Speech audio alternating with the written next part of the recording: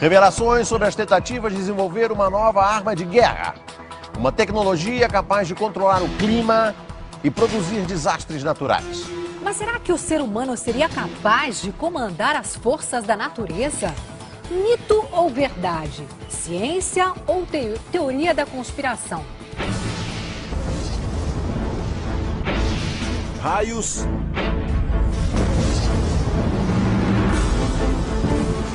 tempestades, furacões e terremotos.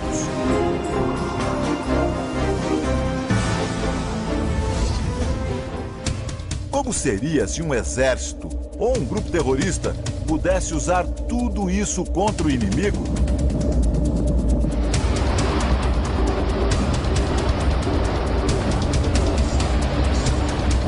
Será que isso já aconteceu? Desastres como esses que acabamos de mostrar sempre tiveram uma única explicação: a força incontrolável da natureza.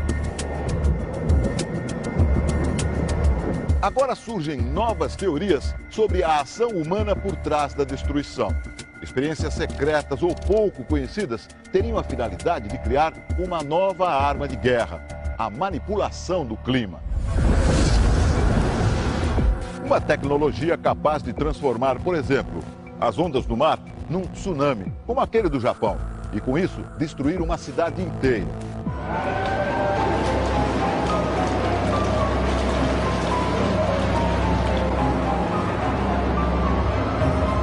O ser humano quer sempre saber mais, conhecer e controlar a natureza. Usá-la em benefício próprio, para o bem e para o mal.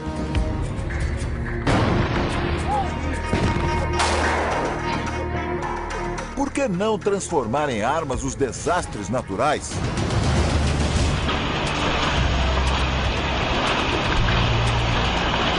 Delírio da imaginação ou possibilidade real?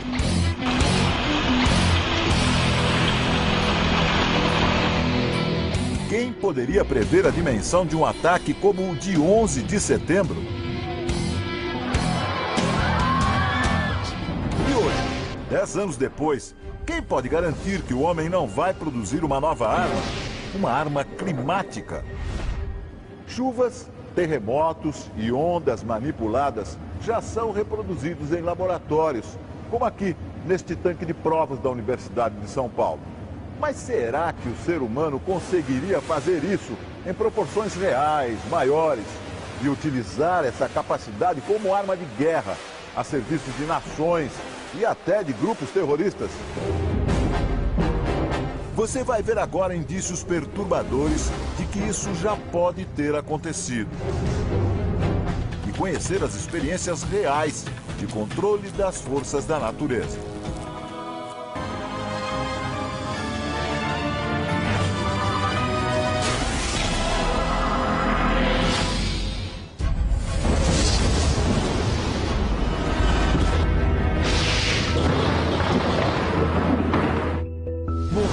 Do Novo México, Estados Unidos.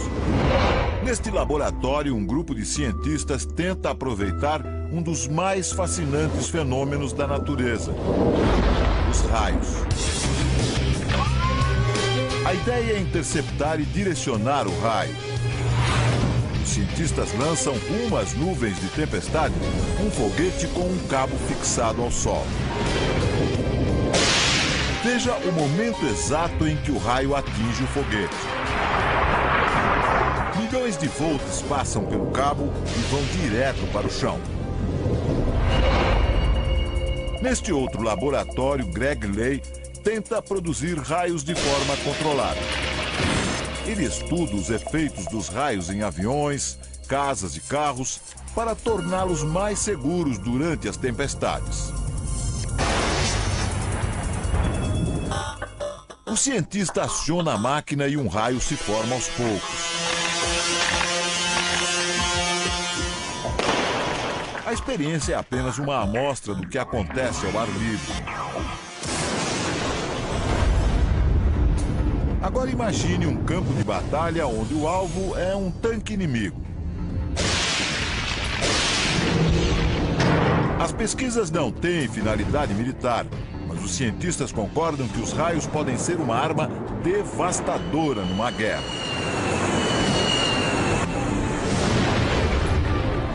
Eles podem percorrer uma distância de mais de 7 quilômetros e atingir o alvo com uma temperatura de 27.000 graus centígrados.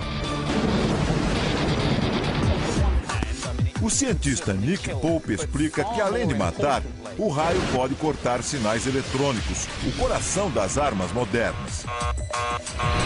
Pode interceptar sinais de radar, impedir a operação de sistemas e interferir em todos os tipos de programas de computador.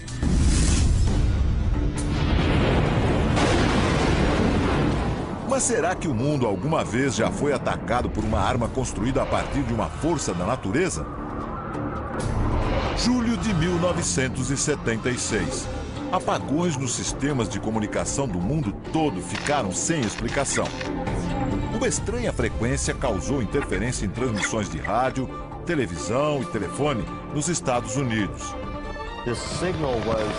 Jerry Smith é autor de um livro que trata das armas climáticas. Segundo ele, os cientistas norte-americanos descobriram que o sinal secreto vinha da então União Soviética, o auge da chamada Guerra Fria entre as duas maiores potências mundiais. Fotos de satélite mostram um gigantesco radiotransmissor russo. Dele saíam ondas de extrema baixa frequência rumo à atmosfera sobre os Estados Unidos. O sinal continuou a ser detectado até 1989. Mas por quê?